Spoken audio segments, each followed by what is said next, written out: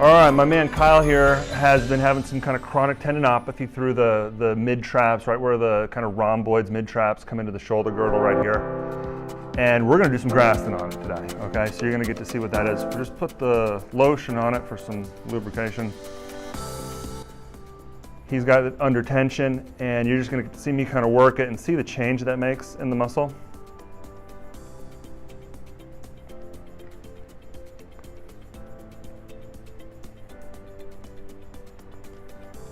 So if Beck can kind of zoom in on me over here, and you can start to see that petechiae formation right there in the traps.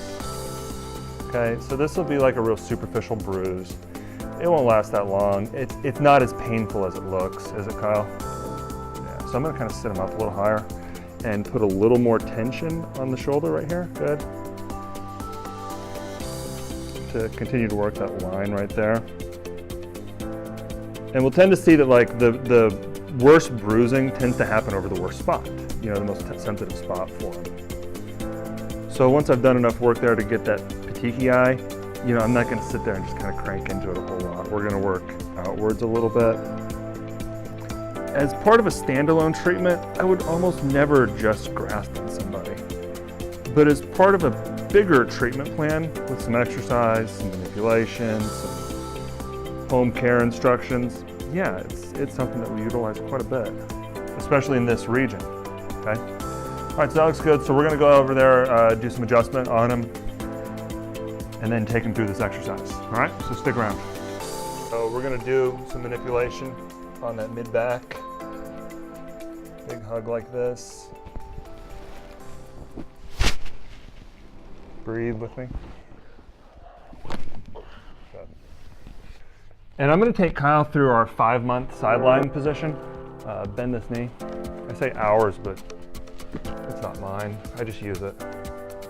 Okay, and in this position, I want to see that the hips and shoulders on the top side stay real connected. So like right now, he's a little slack back right there. I want to kind of even out the hips and shoulders here, and I want the torso to be a nice unit.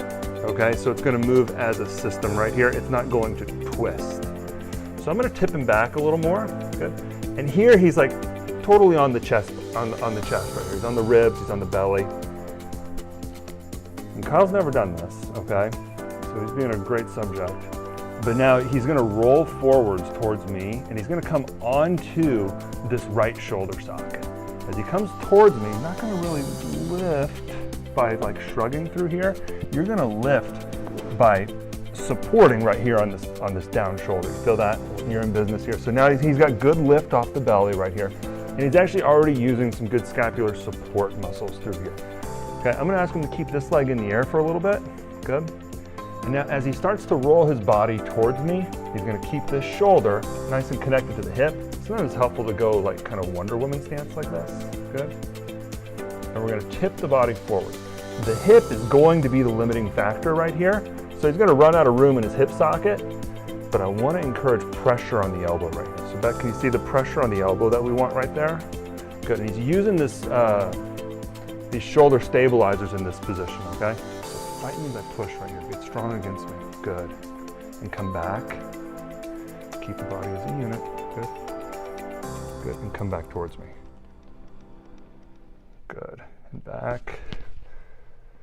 And come back towards me. So I'm just pinning the shoulder and hip together as he practices this. Because this skill, this rotation over the downside right here, we're going to use that when we go up into the higher position. Okay?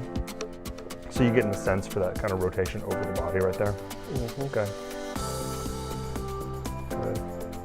Now let's go up onto the elbow. So I'm just going to sit you up. Good. Here. And this position has all the same rules, okay? The shoulder's nice and underneath the body. The shoulder's not up into the ear, down and into the body right here. He's got the body nice and lifted, and the hip and shoulder are gonna stay nice and connected. Okay, I'm gonna bring your head back onto your body too, good. And as he comes down right here, okay, he's gonna roll down, and it's the same motion, good. Come back up. Good. As you come down, let this arm rotate. Good. Come down, down, down, down, down. And here, if you can see keep this lifted right here. Now in this position right here, he's having to use this just a ton. He's getting a lot of usage right there. Good, hold there and breathe. Good, but he's really using these scapular stabilizers hard. Come down, good, and come back up. Come back down, and come back up. Especially on the way down where he's kind of going a little slower and controlled. Hold here. If you can start to roll your body over my finger right here, that's good. To get that lengthening of this mid-trap, lengthening of the rhomboids as it's bearing load right there, that's just great for these chronic tendinopathies through here. Drives blood to it, promotes healing of it. Super helpful position for them, okay? So I'll have you work on that.